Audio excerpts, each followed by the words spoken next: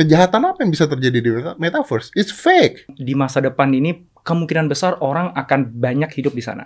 Banyak hidup di sana. Betul. 5, 4, 3, 2, 1 and close the door. Gue ngefans banget sama lu, serius. Gue nonton almost all of your video, dude. Almost all of your video gue tonton. Gue belajar banyak banget. Ini adalah Dr. Indrawan Nugroho, Dr. Indra. Ahlinya udah macem-macem. Cuman gue tuh mau bahas satu hal yang selama ini mengganggu pikiran gue ketika nonton video lu tentang metaverse. Lu kayaknya seneng banget ngomong tentang metaverse. Gue kok serem ya? Masa hidup kita nanti akan ada di dunia Matrix gitu kan? Dan Google, Facebook, berapa juta dolar? 10 juta dolar. 140 triliun. Oke. Untuk tahun 2021 aja. Anjir, berarti nanti akan nambah lagi. Iya pasti. Dan banyak company yang buat. Iya. Oke, bro. Gue mah goblok ya. Gue nggak ngerti apa-apa. Ngakunya. Bukan. Emang goblok. Kalau sulap gue jago lah. Kalau yang begini-gini mah gue gobloknya nggak ngerti apa-apa. Metaverse ini apa? Dunia hayalan? Dunia baru? Planet baru? Apa? Pertama-tama metaverse itu sekarang belum ada ya Mas Dedi ya. Jadi ini Belum. masih berupa gagasan banyak orang tentang sesuatu yang di masa depan ini kemungkinan besar orang akan banyak hidup di sana. Banyak hidup di sana. Betul. Kalau sekarang kita bilang bahwa kan banyak orang, Mas Dedi pernah ngebahas di podcast sama Mas Dedi kan, banyak dari kita yang hidup di media sosial, ya dan itu menjauhkan yang dekat dan mendekatkan yang jauh dan lain sebagainya. Betul. Ketika metaverse itu nanti benar ada, maka itu akan teramplifikasi. Sehingga ketika orang bilang bahwa nanti akan banyak orang hidup di sana, itu bukan sebuah exaggerations, tapi that will happen. Ya. Jadi orang-orang nanti akan hidup di metaverse. Ya kita hidup di dua dunia. Secara fisik pasti kita akan ada hidup di dunia yang sekarang ini. Tetapi kita bisa bekerja, bermain, belajar, bersosialisasi di metaverse tadi. Nah, kalau jawab pertanyaan Mas Dedi tadi ya, apa sih metaverse itu? Sebenarnya banyak orang punya definisi yang beda-beda. Cuman kalau saya mungkin definisikannya supaya simpel aja, metaverse itu adalah sebuah dunia digital 3 dimensi. 3 dimensi. Yes, yang mana kita nanti bisa hidup di dalamnya dan melakukan banyak hal yang biasa kita lakukan di dunia nyata ini. Yang tadi aku sebut ya, belajar, kerja, sosialisasi, dan lain sebagainya. Seks. Maybe some certain area mungkin bisa ya, tetapi ya beda lah ya pasti ya pleasure-nya. Ya, tapi kan, you just put alat di situ gitu kan. Terus jadi seks without pelecehan. bisa dong. Ya physically mungkin enggak ya, tapi kan emotionally bisa. Tetap dilecehkan. Bisa. Ya. Oke, tunggu bentar. Jadi aduh, ini hard to digest. Jadi metaverse ini adalah dunia bukan imajinasi, dunia digital. Betul. Dunia digital seperti RPG. Iya, kalau kita suka main game, RPG. Roblox. Nah, ya, Roblox itu dipandang sebagai metaverse versi awal. The Sims. The Sims ya, The Sims. Cuman ada sedikit punya batasan kalau The Sims. Kalau Roblox, kemudian Epic itu punya Fortnite, itu game juga ya. Nah, itu metaverse sebenarnya. Cuma nanti gini, Mas, kalau kita ngomongin metaverse, sekarang tuh sebenarnya udah ada. Kalau definisi metaverse yang aku ceritain tadi ya, dunia digital yang mana kita bisa hidup di dalamnya melakukan banyak hal. Ya, kayak Fortnite itu kan game sebenarnya. Tapi sekarang Fortnite itu udah banyak dipakai oleh brand untuk supaya bisa, jadi misalnya gini, kalau kita susah nih mau pasang billboard di dunia nyata gitu ya, karena harganya mahal banget gitu. Kita bisa pasang billboard di metaverse gitu. Dan sekarang ini bahkan ada salah satu metaverse ya, yang sekarang lagi populer, Decentraland. Kemudian ada lagi Sandbox. Di Sandbox itu, atau gini, ya kayak Roblox itu Mas. Okay. Roblox tahu kan ya, pasti ya. Tahu. Nah, anak gue main. Fortnite tahu kan? Tahu. Nah, ya pasti kayak gitu. Jadi Fortnite itu satu metaverse sendiri, Roblox satu metaverse sendiri. Dimana karena banyak orang yang bermain di sana, kalau gue pasang baliho di sana atau gue pasang billboard di sana, orang akan lihat billboard tersebut. Dan kita bisa beli tanah di sana, yang di tanah itu kita pasang billboardnya. Dan kita jual billboard itu ke brand. Jadi tiap ada orang lewat depan billboard kita kan, itu kan eyeballs. Karena tanahnya sering dilewati orang. Iya. Dan sekarang tuh orang udah pada beli tanah di salah satu metaverse yang ada sekarang ya Sandbox namanya, itu big brand udah ada di sana semua, Mas. Serius? Adidas, Nike, udah ada di sana semua. Berarti ini kan seperti game FIFA, sepak bola FIFA, terus ada brand olahraganya di game tersebut kan? Iya. Because they sponsor the game misalnya. Tapi sekarang gitu. Jadi itu bener-bener kayak dunia nyata. Cuman bedanya itu virtual gitu. Dan semakin banyak usernya, semakin banyak penduduknya metaverse itu, harga tanah itu pasti akan naik. Maka sekarang ini banyak perusahaan-perusahaan yang invest beli tanah digital di metaverse. What the fuck, dude? Karena nanti diperkirakan harganya akan naik pasti. Contoh paling sederhana gini, Facebook tuh kan sekarang kan hampir 3 miliar orang yang ada di Facebook. Ya itu penduduk dunia tuh. So imagine ketika metaverse-nya Facebook beneran nanti kejadian. Kira-kira let's say di situ ada 3 miliar orang hidup di metaverse-nya punya Facebook. Nah, itu the way we make money dari metaverse-nya, the way Facebook atau Meta makes money dari metaverse-nya. Selling the properties. Wah, luar biasa. Selling the properties itu baru the beginning. Sekarang ini kan karena metaverse masih kosong, Mas. Penduduknya masih belum banyak. Tapi lapak-lapaknya udah dijual. Dan ini orang tuh berlomba-lomba beli lapak. Tahu musisi Snoop Dogg? Tahu. Nah, dia beli tanah di salah satu metaverse yang ada sekarang, namanya Sandbox, dan dia bangun mansion di sana. Dan tebak harga lapak-lapak tanah digital di samping rumahnya Snoop Dogg. Berapa tuh harganya? Yang terakhir tuh ada akuisisi tanah terbesar sampai 4,3 miliar US dollar. No. Itu tanah nggak ada barangnya. Itu cuma digital. Crazy. Karena memang ya imagine kalau kita hidup di dunia ini dengan satu bumi. Sementara itu gue masih nyari duit begini gitu. Kita bikin podcast metaverse gimana? Kita bisa buat studio unlimited nanti di metaverse. Brand kayak Gucci, Dolce & Gabbana, dia udah punya toko di metaverse, Mas. Jualan baju digital. Jadi kalau misalnya avatar The Sims gitu. Yes.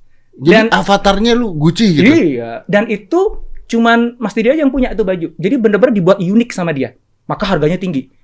Itu pakai teknologi NFT ya. Jadi orang nggak bisa mengcopy itu. Oke, jadi gua bisa sombong bukan karena baju gua mahal, bukan karena jam tangan gua mahal, tapi gua sombong karena avatar gua menggunakan pakaian, baju dan sebagainya yang mahal. Iya, bisa. Mobil juga dong. Sama. Mobil juga gitu. Jadi sekarang itu banyak produsen di dunia nyata yang buat digital twin dari produknya. Sepatu Nike. Jadi kita nih bisa beli nih, gue beli sepatu Nike sekarang. Fisik ya gue beli. Tapi gue juga bisa beli digital twin dari sepatu yang sama. Supaya pas gue main di metaverse, gue bisa pakai sepatu yang sama. Gila. Keren ya? Dan itu cuan semua itu. Iya pasti. Berarti kan kita harus bener-bener, aduh ini apa nih? Dress X, don't buy less, meta fashion. Ya ini saya sih belum pernah. Oke. Oke. Tunggu. Gua tarik dulu ke awal ya, Bos ya. Iya. Kalau lu bilang bahwa ini adalah next generation of Roblox and everything, Zim dan sebagainya. Artinya kan ini bukan hanya teknologinya akan naik nggak? Maksud gue gini, bukan hanya gua ngeliat komputer terus kayak The Sims. Apakah gua akan pakai Oculus dan sebagainya, tangan bisa gerak? Kalau yang sekarang kan belum menggunakan VR headset ya. Sekarang hampir semuanya kayak Roblox, Fortnite kan pakai gadget kita ya. Jadi two dimensional lah. Walaupun gamenya 3D, tapi kan kita mainnya two dimensional, flat gitu kan ya. Nanti ya ideally metaverse itu akan kita masuki menggunakan VR headset sehingga kita benar-benar bisa merasa berada di sana. Sekarang ini Facebook bahkan katanya nih tahun depan itu dia akan meluncurkan versi terbaru dari headsetnya yang itu sangat ringan, sangat nyaman dipakai. Sekarang tuh kan gak enak ya, kayak ada something bulky di depan muka kita. Katanya sih nih baru rumor ya, katanya itu lebih ringan, lebih dipakai. Jadi kita santai aja gitu. Dan kita ada glove yang dipakai sehingga bisa gerakin tangan, dan ada haptiknya. Jadi so you can feel it. You can feel. Jadi when you touch something di metaverse, you can actually feel it. Kayak film Ready Player One aja, mungkin Mas Didi nonton. Exactly like that. Itu metaverse. Tapi this happen, with this will happen, akan terjadi gitu ya. Bukankah ini akhirnya menghilangkan manusia sebagai manusia ya? This is like living in the Matrix zone. Ya. Sebenarnya sekarang tuh kita kan sudah hidup di dua dunia Mas ya, di dunia nyata dan di dunia online. Kita semua punya avatar di online. Profile picture kita di Facebook, di Instagram itu adalah avatarnya kita, yang biasanya profile picture-nya kan lebih ganteng dari aslinya gitu. Iya, betul. Karena angle-nya tepat. Nah, itu sebenarnya tuh avatarnya kita. Cuman itu versi yang paling super sederhana, primitif dari sebuah dunia online yang sekarang kita hidupi. Dimana ya kalau kita mau masuk ke sana ya kita buka handphone dan ya kurang imersif lah ya, cuman kita scroll doang. So imagine bahwa nanti dunia online itu live. Yes, alive, a lot of people di sana, dan semakin bisa kita sentuh, maka mereka menyebutnya istilahnya immersive kan ya. Jadi benar-benar seolah-olah kita tuh berada di sana gitu. Dan yang dikhawatirkan tuh kan adiksinya, Mas. Jadi kalau sorry, gue potong. Gue sudah berpikir macam-macam ini. Maksudnya kalau kita bicara kayak begituan, this is aliens technology, dude. Aliens technology. Karena kalau kita bicara Ready Player One ya, mungkin gue ciuman aja bisa ada rasanya loh. Kita nggak pernah tahu kan? Ada alat yang ditaruh di sini. Gue pernah tahu ada orang yang tidak punya tangan, difabel, nggak punya tangan, terus dikasih tangan palsu, dan tangan palsunya tuh bisa nekuk walaupun dia nggak punya tangan, karena disambung ditempel doang dengan I don't know what is that. Ditempel dengan electric something. Jadi kalau ininya gerak, sarafnya gerak, jarinya gerak gitu kan. Means ini kan robotic. This is robotic. Yang bukan tangan lo yang ngerjain, saraf lo yang ngerjain. Kalau ini terjadi kan bisa aja helm bisa ada I feel the taste, bisa I feel. Dan sekarang Mas, salah satu yang dikembangkan juga di metaverse itu adalah bagaimana kita bisa berinteraksi dengan hal-hal yang ada di metaverse hanya menggunakan pikiran. Dan teknologinya udah ada, Mas. Itu pasti yang Mas bilang tadi, ditempel gitu. Jadi dia itu bisa mendeteksi gelombang otak kita yang misalnya kita mau gerakin tangan gitu ya. Ini kan otak kita kan ngirim sinyal kan, melalui saraf supaya tangannya bergerak gitu. Nah dia bisa mendeteksi nih, otak lagi nyuruh tangan kelingkingmu bergerak. Gitu. Dia bisa deteksi, otak lagi nyuruh kelingking bergerak nih, gitu. Nah nanti di metaverse ya, ketika teknologinya udah jadi gitu. Jadi ketika kita ingin menggerakkan tangan, ya sebenarnya nggak perlu pakai glove. Kita tinggal bayangin aja gue gerakin tangan. Di metaverse tuh tangannya gerak gitu. Oh my God. Itu kalau nggak habis-habis tuh Mas. Kalau misalnya kita benar-benar kita cari tahu gitu ya, apa sih yang lagi dibangun orang nih? Gue pernah tahu di berapa tahun yang lalu ya, ada eksperimen yang ada bola tapi ditabung, terus lu dikasihin helm. Terus kalau lu cuma mikirin bolanya naik, dia naik gitu. Mikirin bolanya turun, dia turun. Tapi itu simple one kan, itu paling simple. Cuman gini bro, I know this will happen lah ya, ini pasti terjadi gitu. Ya udah dibuat juga gitu kan. Ini kan kayak di film Black Mirrors. Ada tuh di film Black Mirrors. Jadi kan artinya ini kejadian. Which will kejadian. Gue mau nanya jujur sama lu ya. Kita nggak mungkin bisa mendebat. Karena kalau kita mendebat kita tertinggal. Do you want it? Very good question. Not in the business side ya. Jangan bicara bisnis ya. Karena pasti mau ya kalau itu ya. Kalau ya jelas dong kalau itu. Dan satu lagi, gimana kelas menengah ke bawah? Kan berat ini. Ya. Yang pertama dulu ya Mas. Okay. Do I want it? Mungkin saya rephrase sedikit. Do society want it? Mungkin ya. I would represent myself as society, sebagai masyarakat gitu ya. Okay. Yes and no. Yes-nya adalah karena metaverse opens up plenty of opportunities yang mana itu mungkin agak susah untuk kita bisa wujudkan di dunia yang sekarang. Contohnya tadi yang difabel tadi ya. Seorang difabel yang nggak bisa berjalan, dia bisa jadi pemain basket nanti di metaverse gitu. Somebody who has no connections di dunia nyata untuk menjadi artis yang akhirnya diketahui oleh banyak orang, somehow tiba-tiba punya panggung untuk kita bisa mewujud. Dan itu kan udah kejadian sekarang. TikTok udah bikin artis-artis TikTok sekarang kan. Exactly. Nah, hal-hal yang positif seperti itu tuh bisa kita amplify di metaverse. Gitu. Jadi apakah do I want it? Yes, karena itu balik lagi open up plenty of opportunities. Okay, salah satu yang gue pengen banget gitu. Nanti gue pengen bangun kampus bisnis di metaverse, Mas Dedi. Yang gue pengen gratisin ke semua orang. So imagine ada 10 juta mahasiswa subscriber Mas Dedi gitu misalnya ya. Semuanya ada kuliah di kampus gue gratis semuanya 20 sekian juta. Berarti gue bisa bikin gini dong. Gue bisa bikin misalnya nih ya podcast gue nih, gitu kan. Gue ngomong sombong nih ceritanya ya, podcast gue. Orang tuh pengen banget kan diundang duduk di sini ceritanya, gitu kan. Dan tidak semua orang bisa diundang duduk di sini, right? Di metaverse bisa dong orang gue bikin terus orang diundang di metaverse duduk di sana. Kecuali kalau yang menginterview Mas Dedi, ya nggak bisa karena Mas Dedi kan limited. Mas Dedi kan cuma satu. Mas Dedi kan nggak diduplikat di metaverse. So Mas Dedi yang tetap sama. Tetap kerja ya. Tetap. Kecuali Mas Dedi ya buat AI yang itu mirip kayak Mas Dedi, dibuat nanti tampilannya kayak Mas Dedi, tapi dia fully AI yang dikontrol Mas Dedi dan dia melakukan interviewnya bisa.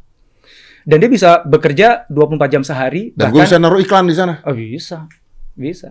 Oke. Itu good thing about metaverse. Now bad things. But there is bad, of course, ya. Ada bad. Every technology itu tools. Dan semua teknologi itu kan tools, Mas. Cuma alat bantu aja. Semua teknologi. Sepeda, mesin ketik, itu teknologi itu kan cuma alat bantu untuk umat manusia sebenarnya. Dan tools itu sebenarnya nggak ada baik, nggak ada buruk. Yang baik buruk itu orang yang pakai toolsnya. Pisau nggak baik nggak buruk. Pisau adalah pisau gitu. Ya, tapi buat nusuk atau buat operasi orang beda lagi. Exactly. So is metaverse. Demikian juga metaverse. Jadi metaverse itu akan baik atau buruk tergantung manusianya. So what we should be worried about is not the metaverse itu sendiri yang it will happen anyway. Tapi gimana kita educating people supaya nanti menggunakan metaverse secara bijak. Sama kayak kita sekarang ke anak-anak kita. Kita nggak bisa hambat anak-anak kita untuk gunakan gadgetnya toh. Nonton YouTube, main games, dan lain sebagainya. Kita nggak bisa stop itu. Zaman dulu orang masih campaign kan untuk jangan sampai umur sekian baru boleh dan sebagainya. Zaman sekarang gue jujur aja sama anak gue gitu ya. Ini mah gue pribadi ya. Jangan ditiru gitu ya. Gue pribadi gitu. Dia lihat bokep nih, maaf nih ya. Lihat bokep ya. Gue udah, ya udahlah nggak apa-apa. Kasih tahu papa aja yang kamu lihat apa. Kenapa? Gara-gara begini loh, dia dikirimin teman-temannya juga nggak bisa tahu, bos, nggak bisa. Daripada gua nggak tahu apapun, lebih baik gua tahu dan gua bisa memberikan nasihat. Kalau zaman gua dulu kan ambil laser disc dari VHS, punya bokap. Kayaknya hampir semua tuh begitu. Nah, balik lagi kan jadi orangnya kan, Mas? Iya kan? It's not the technology gitu. But I'm not agree with you. I'm not agree with you. Begini, sorry. Pertama ada 2 pertanyaan ya. Pertama gini, kejahatan apa yang bisa terjadi di metaverse? It's fake. You're not gonna kill someone there and die, and then what? Well, people can still somehow hack into your avatar, pura-pura jadi Deddy Corbuzier, and then make money out of your friends. Kayak sekarang aja kan orang di WA aja kan udah penipuan kan atas nama kita, pura-pura jadi kita, dan itu akan real. Kenapa? Karena kalau misalnya kita di WA dia kan kita bisa cek teman, bisa ngeliat dulu nih profile picture-nya nggak oke, tapi dia akan bisa buat avatar exactly look like you, speak like you, jadi itu mimic like you. Bener-bener harus dijaga. Betul. Ya. Dan ketika kita pakai VR set gitu, seolah-olah gue duduk di sampingnya Mas Dedi nih, tapi sebenarnya itu bukan Deddy Corbuzier, it's somebody else. Gitu. Dan imagine kalau dia melakukan pelecehan seksual secara digital di metaverse atas nama fisik badannya Deddy Corbuzier. Under consent. Iya dong, under consent. Karena dia taunya saya gitu kan maksudnya kan. Maksudnya if I have a girl, terus ya kita nggak bisa ngomong pelecehan seksual. I have a girl under consent. Kita mau ciuman gitu misalnya. Itu under consent kan. Tapi ternyata bukan gua gitu maksudnya kan. Iya. Ya, banyak banget. Jadi ruang di metaverse untuk melakukan kejahatan itu ya sama besarnya dengan ruang kejahatan yang ada di dunia yang sekarang. Tapi Mas, memang teramplifikasi. Itu yang ditakutkan oleh banyak orang. Iya. Actually you can kill someone there. Lu bisa bunuh orang di sana dengan dihilangkan, dihack misalnya, terus dihilangkan semua, habis dong dia dong. Ya, kemungkinan masih ada. Teknologi yang dipakai yang berbasis blockchain itu sebenarnya sih harusnya itu terminimalisir ya. Nah, mata uangnya apa? Kripto. Di sana semuanya pasti pakai kripto. Paling nggak yang orang-orang, karena balik lagi metaverse itu belum ada ya. Tadi aku cerita tadi Mas kayak Fortnite, Roblox atau Decentraland, Sandbox. Itu metaverse yang berdiri sendiri-sendiri Mas. Nah ini tuh bukan metaverse yang diinginkan, yang diomongin sama Mark Zuckerberg. Itu bukan itu sebenarnya. Karena yang dipinginin oleh mereka nih, orang-orang yang sekarang lagi campaign tentang metaverse itu adalah satu dunia, Mas, yang tidak terpisah. Di mana kita itu kayak kita bisa pindah-pindah dari satu dunia ke dunia yang lain. Oke. Jadi kayak sekarang nih gue ada Indonesia, Amerika, Eropa gitu kan. Gue bisa pergi ke Amerika kan. Gue tinggal apply visanya dan masuk sana. Mata uangnya gue tukar ke dolar kan gitu kan. Pengennya mereka tuh gitu. Tapi sekarang ini, kalau kita punya avatar di Fortnite, itu avatar yang udah kita dandanin, nggak bisa kita bawa ke Roblox, Mas. Nggak bisa kita bawa ke... I understand. Jadi karena ini bisa semuanya. Jadi dan berarti mata uangnya mata uang sendiri kan intinya kan? Iya. Kalau sekarang ini setiap metaverse punya mata uang sendiri-sendiri. Ya, tapi nanti akan menjadi mata uang tunggal gitu. Maunya kita nggak tahu. Oke. Sebenarnya kayak sekarang pun juga kan nggak ada mata uang tunggal di dunia ini. Kita bisa exchange saja. Kita bisa exchange. Jadi aku bawa uang dari satu metaverse mau pindah ke metaverse yang lain ya kayak sekarang aja aku exchange gitu. Cuma yang diinginkan adalah interoperability istilahnya gitu. Apa jadi itu? Gimana caranya dunia yang satu dengan dunia yang lain itu Connected. bisa Jadi intinya gini, gue beli barang misalnya gitu, gue beli baju Dolce Gabbana di satu metaverse kan. Bisa dipakai yang lain. Exactly. Ini gue bisa pakai untuk main ke metaverse sebelah. Itu pengennya tuh begitu. Sekarang tuh belum solve problem itu. Gitu.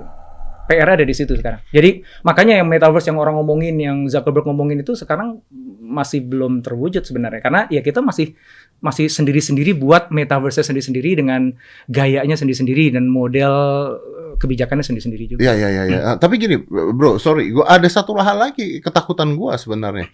Bukankah gini, kita dengan adanya gadget aja ya manusia tuh jadi malas tuh. Ya kan? Dengan adanya online shop, with this help a lot, UMKM ditolong, semua ditolong, toko-toko mati loh. Masuk toko handphone gua mati di Ratu Plaza. Nah, salah satu, gua tidak ada masalah ya dengan orang yang suka ini. Gua nggak suka dengan satu hal gini. Lu pernah tahu nggak ada, gua lupa namanya apa. I don't want to say the brand also. Ada satu alat olahraga yang lu dipakein baju. Dipakein baju dan itu basicnya electricity. Jadi ketika lu gerak, ini lu kesetrum tangan lu gerak sendiri. Oh. Iya, ada. Fit something gitu ya. I have no problem with that ya. Gua nggak ada masalah dengan itu. Ini cuma personal opinion pribadi ya. Jadi lu pakai baju itu dikontrol sama komputer, dipencet-pencet nanti otot lu gini tek gitu. Karena kan kayak itu loh, kayak ya itu. Kayak apa? Gue tuh punya alat pijit yang kalau gue tempel sini diatur listriknya bisa. Iya. EMS, electronic, whatever it is. Nah, gue tuh pernah coba alat olahraga tersebut. Oke. Now, gue nggak tahu apakah this is functional, tapi let's assume, anggap saja bahwa ini works. Oke, bahwa itu ngebentuk otot. Oke. Gue pernah coba dan bahkan gue mau dijadiin brand ambassador-nya. Oke, and they pay me money untuk jadi brand ambassador. Gue coba dari pertama, oke, ini otot ketarik. Tapi I don't feel like I'm working out. That's the problem. Gue masih kepingin ngangkat dumbbell, tangan kerasa dumbbell, keringetnya kerasa, sakitnya kerasa, and then it is working out. Gitu. You get my point ya. You get my point ya. Artinya dengan adanya metaverse ini, sama aja kan kayak lu pakai baju, lu nggak bisa feel the feelings nempel di badan lu. Which is artinya orang kan akan menjadi semakin malas untuk keluar dari rumah, semakin malas bangun tidur. You put that, everyone will get fat, dude. Exactly, ya itu risk dari metaverse itu sendiri sebenarnya. Yang sekarang pun itu sudah kejadian dengan web yang sekarang. Saya kan web 2.0 sebutannya ya. Ya sekarang pun udah gitu kan. Orang sibuk hanya dengan gadgetnya, dengan laptopnya dan sebagainya, dan kita nggak working out gitu. Nah, ada sebenarnya Mas risiko yang lebih besar dibandingkan itu Mas. Ya. Itu jelas tuh risiko ketika orang akhirnya lebih lama hidup di metaverse sehingga secara physically dia tidak banyak bergerak. Ya. Yang lebih berbahaya itu adalah gini. Kan kalau di metaverse itu kan kita bisa jadi siapapun apapun Mas. So somebody yang katakanlah dia isolated di society-nya dia for some reason apapun itu. Jadi dia loner, dia sendirian gitu. Begitu dia masuk ke metaverse, dia bisa memilih, gue pengen avatar gue itu pahlawan ya, yang badannya gede kayak Mas Dedi gitu, yang ganteng, rambutnya digini. Every imagination yang dia miliki tentang ideal self-nya dia buat itu di metaverse. Dan akhirnya dia making friends di metaverse. Dan akhirnya dia terkenal di metaverse. Dan dia starting to make money di metaverse. Dia akhirnya menjadi seseorang yang itu begitu indah dan ideal yang tidak mungkin, sebenarnya bukan nggak mungkin. Yang saat ini di dalam kehidupannya dia nggak punya. Oke. Nah, kalau misalnya orang yang mungkin seperti Mas Dedi ya, dia akan jadikan metaverse-nya dia itu, ideal self yang ada di metaverse itu kan sebagai motivator dia, gue juga harus kayak gitu dong di dunia nyata gue. Iya. Gitu kan? Okay. Karena ada orang yang begitu ya? Ada orang begitu, karena ya masa itu begitu gua enggak gitu kan harus gitu. Itu idealnya. Idealnya. Oke. But yang dikhawatirkan oleh banyak orang adalah most people enggak. Most people justru malah begini. Kalau gue bangun di metaverse gue bangun langsung jadi orang keren dan gue disapa banyak orang, teman gue banyak. Sementara ketika gue bangun di dunia nyata gue menyadari bahwa gue cuma sendirian. Gue nggak punya teman. Gue bukan siapa-siapa. Gue ngelihat wajah gue di cermin, gue nggak ganteng. Akhirnya dia lebih senang hidup di dunia nyatanya atau di dunia metaverse-nya. Metaverse-nya. Dan itu merusak psikologi, mentally orang itu di dalam dunia nyatanya dia. He will become bipolar. Ya, worse than that even. Ya, dua kepribadian atau bisa jadi psycho di satu tempat jadi. Ya, I can imagine apa yang bisa terjadi pada itu. Dan itulah kenapa tadi aku bilang di awal bahwa kita nggak bisa hentikan metaverse itu untuk mewujud. Yang bisa kita lakukan adalah educating people so that we are all more mature. Ya. Bullshit. Bullshit. Sebenarnya kayak gini, kayak Mas Diri tadi nyontoin ya Kak, kayak misalnya contoh gadget, anak-anakku juga kan pakai gadget ya. Bahkan yang masih kecil pun teman-temanku ngingetin, udah jangan kasih gadget ke anak yang masih kecil ya, anak yang masih kelas 1 pakai gadget, main Roblox dan sebagainya gitu ya. What I found interesting adalah anakku yang udah satu SMP kelas 3, yang satu SMA kelas 3 gitu ya. Dia pakai gadget almost every time gitu. But then I know mereka jauh lebih bijak menggunakan gadgetnya dibandingkan bapaknya. Karena kita kaget. Iya, kita tuh generasi Nora. Kita tuh generasi baru ngeliat ada teknologi Nora gitu. Benar. Lu tahu nggak ya anak gua ya? Anak gue tuh dari kecil ya, karena iPad udah keluar kan. Jadi kan gue kasih iPad dong, Kalau gue kan memang ya udahlah gadget. Karena gini ya, kalau gue nggak suka munafik gitu ya, anaknya nggak boleh main gadget, bapak emaknya main gadget nggak berhenti gitu kan ya. Anaknya nggak boleh, come on lah. Teknologi berubah gitu kan, you need to follow. Anak gue tuh umur 3 tahunan ya, ke rumah neneknya. Sama neneknya dikasihin foto album, bos. Foto album, foto-foto lama gitu. Ya, umur dipinch dong. Benar. Benar. Dia gini. Gue kan ngeliat ini ngapain nih anak gitu ya. Terus kan udah bisa ngomong dikit-dikit ya. Didn't work. Jadi gimana lagi gitu loh, teknologinya udah kayak begitu. Nah, itu yang jadi harapan kita nih Mas Dedi. Jadi bahwa anak-anak kita lebih mature melihat teknologi dibandingkan bapaknya. Sehingga mudah-mudahan lebih mudah bagi mereka untuk adapt in a positive way dan nggak ngeliat itu. Misalnya gini Mas, kalau kita lahir di keluarga kaya Mas, kita tuh nggak norak naik mobil mahal Mas. Iya benar. Iya nggak sih? Bener, terus nggak nyomong-nyomongin ke orang-orang Mas. Bener. Nggak foto di depan. Biasanya kalau di profile picture-nya nih ngejeng depan mobil mahal, itu udah hampir pasti bukan mobilnya dia. Betul nggak? Iya, betul. Karena kalau orang kaya ngapain juga gue foto, kayak itu udah biasa, dari gue bayi udah ada di garasi gue gitu loh, nggak ada lucu-lucunya gitu bagi orang kaya. Nah, harapan kita nih, anak-anak kita nih, kalau kita melakukan kerjaan kita yang dengan baik ya sebagai orang tua kepada mereka, harapannya kita begitu nanti metaverse tuh bener datang dalam 1-2 dekade ke depan, harapannya ya anak-anak kita tuh nggak norak menggunakan metaverse itu. Sekarang aja gue sama anak gue jadi gue norakan gue kan. Iyalah, I just bought a Ferrari lah itu ya. Terus gue bawa pulang gitu kan. Wow, gue gini bos, gue dari keluarga susah bro, ya. Yang bapak emak gue ngajarin kalau orang kaya itu punya mobil Toyota inilah gitulah ya, jam Rolex Toyota apa gitu. Dulu tuh ada Toyota Corona ya. Ada. Ya, pokoknya tuh standar paket si orang kaya gitu. Mercy tuh kaya lagi gitu kan. Terus begitu gua upgrade lah, of course upgrade. Gua bawa pulang Ferrari yang gua seneng banget karena gua nggak pernah naik Ferrari, of course itu ya, seneng. Walaupun senangnya gue punya Ferrari itu nggak seperti sesenang dulu gue beli mobil pertama gue loh. You get the point kan? Jadi gue senang tapi senang gue tuh ya udah gitu ya, I'm happy. Gila nih gue achievement, achievement. Begitu gue bawa pulang, Aska ngeliat, oh that's cool. Udah gitu. Udah. Kayak kita langsung dah gitu. Oke, gitu. That's cool. Tapi gue ngerti, gue paham. Kenapa?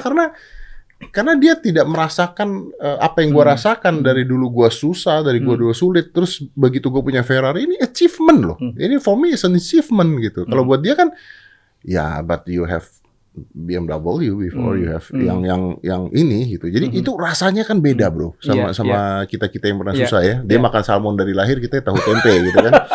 Agak-agak beda gitu kan. Dan kita pasti lebih norak. Kita pasti lebih norak. Nah, jadinya kalau di metaverse, nah tapi ada satu hal yang belum lu jawab bro tadi. Apa tuh? Gimana dengan orang-orang dengan ekonomi menengah ke bawah? Hal yang sama dulu itu ditanyain ketika awal-awal internet ada. Ya internet kan hanya bisa diakses di komputer-komputer yang canggih-canggih Pak, yang mahal-mahal, yang internetnya itu kecepatannya sekian. Gitu. Cuman kan akhirnya kan semua orang sekarang bisa mengakses internet mas. Gadget menjadi semakin murah, internet semakin murah. In the future internet akan gratis.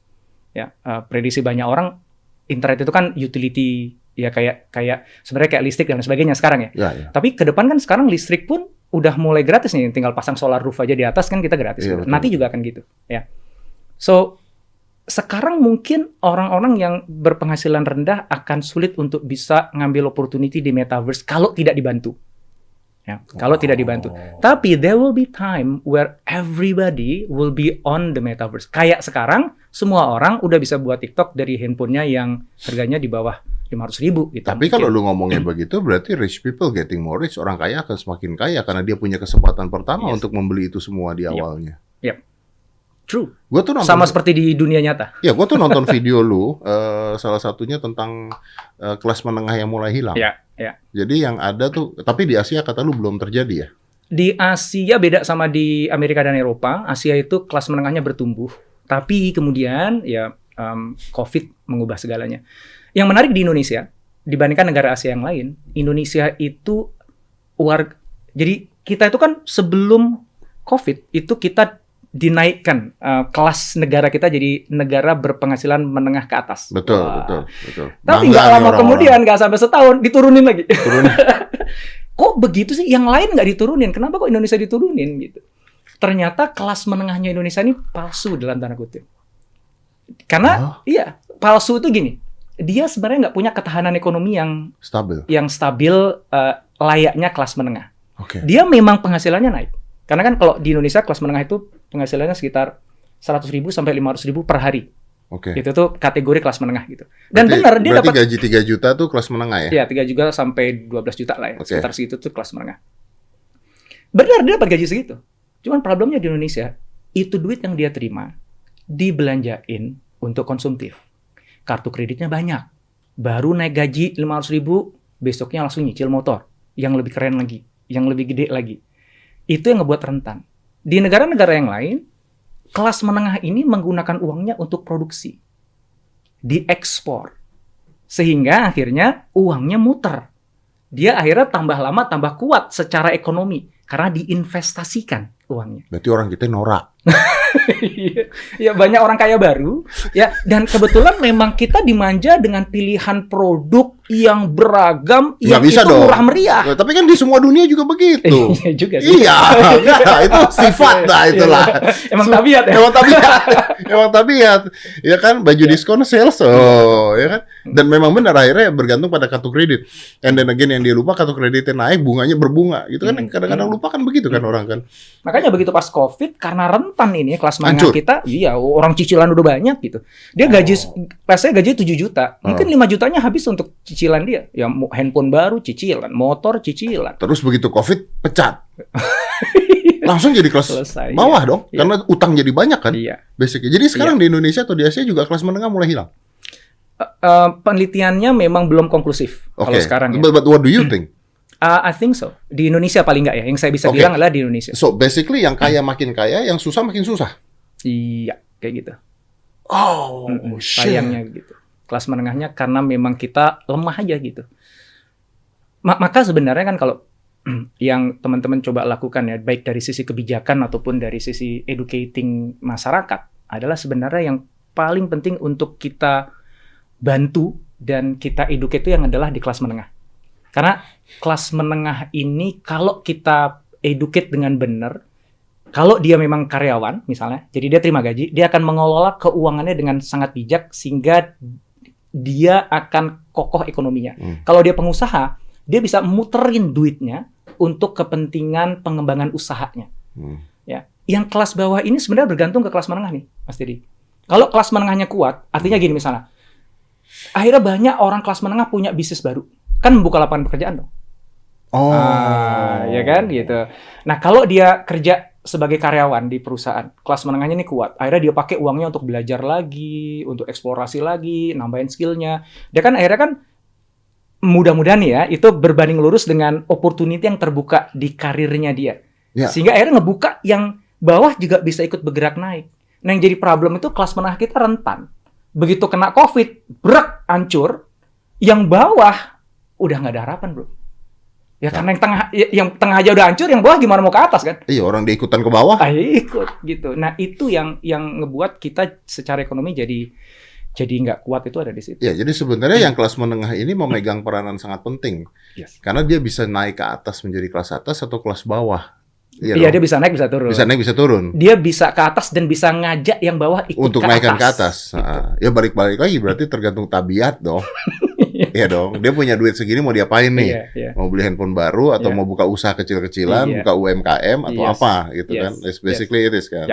Itu gua kemarin ngobrol sama si Roy Sakti, dia bilang ya itu kalau orang kaya itu, gue lupa, orang kaya itu berhutang untuk usaha, orang menengah berhutang untuk hidup, orang susah berhutang untuk bayar hutang. 5, 4, 3, 2, 1 and close the door.